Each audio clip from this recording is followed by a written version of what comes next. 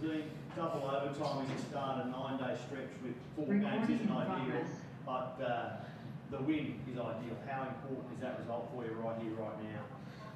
Yeah, I think over the course of it, the things that we put ourselves in a position to win, and then it looked like it kind of slipped away. So to walk out of here with a W, with 2 teams that were scratching and fighting to really get a win at the quarter mark of the season for us, and it's huge just to walk out of here with a win. Some great shot making at the end, Harvey's shot, X's shot to put into double overtime, and there was moments that we showed composure. There was moments that we had some pretty big brain fades as well. So you look back at it, it was a roller coaster, and somehow we finished on top.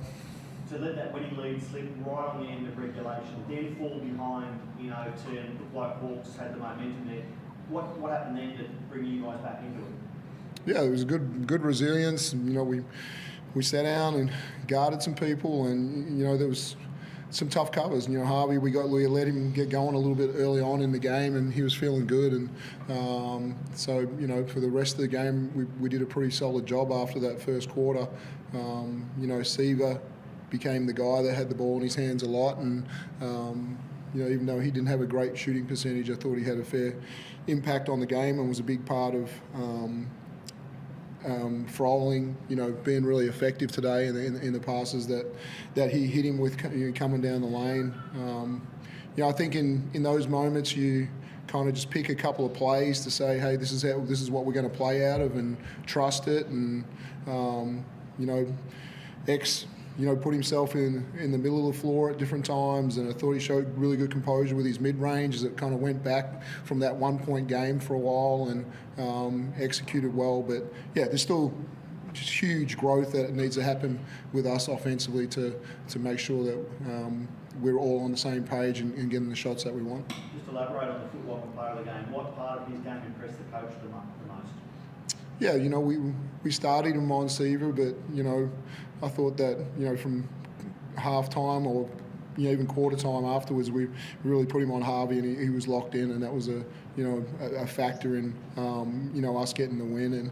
And obviously hit the floor a few times, got some little things, but he just kept getting back up and making plays. So just the confidence he had to shoot some of those balls and knock them in that first overtime. Yeah, the Hawks looked really hungry today, much better than in any of the previous games that they've played.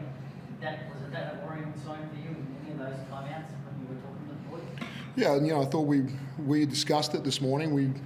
This is a hard-working town, and whenever you take a couple of losses, you kind of pride yourself on what this community is, and so we knew we were in for a hell of a battle today, and they gave it to us, and we needed a really aggressive, strong, tough game like that. And so certainly as a coach you worry at different times, but glad our boys rebounded the ball well for the most part, and stuck with the coverages that we were comfortable with. Christopher, coming up against your former teammate, you look a bit emotional after the game. You put up a huge performance. What a judgment. We've had a long week of preparation, and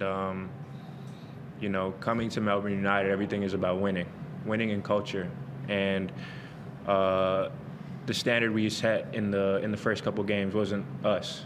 And we wanted to come out here and play Melbourne United basketball. We wanted to defend at a high level, and then on the offensive end, get great shots. And we tried to do that tonight. And me coming back here was emotional for me. It's a place where I started my NBL career and have some deep roots and ties to. And I just wanted to come out here and just do whatever it took to help us win. You will be out for Monday night, Xavier. How's the ankle? I'll be good to go. Yes, and as you mentioned, Monday night, it's a short turnaround. Perth will be hungry after having a few losses. How are you going to look into that one Monday night? Yeah, fortunately Shea Ely's kind of passed the fitness test, and so hopefully they can rest X for a few minutes on Monday night. And I think anytime you go against Perth, having an extra high level defender to try and slow Cotton down as much as you can is important. But you're right, they'll be grumpy about losing another game at home, and we expect nothing less than the battle that we got today. Michael? Yeah, hi Dean. Hi X. Dean, just wanted to touch on that emotion from X and get a bit of an insight from you on, I guess, how you've gone over the past sort of couple of weeks. It's a different situation that you're dealing with in your time at United, and yeah, just interested to hear your thoughts on how you're coping with it all.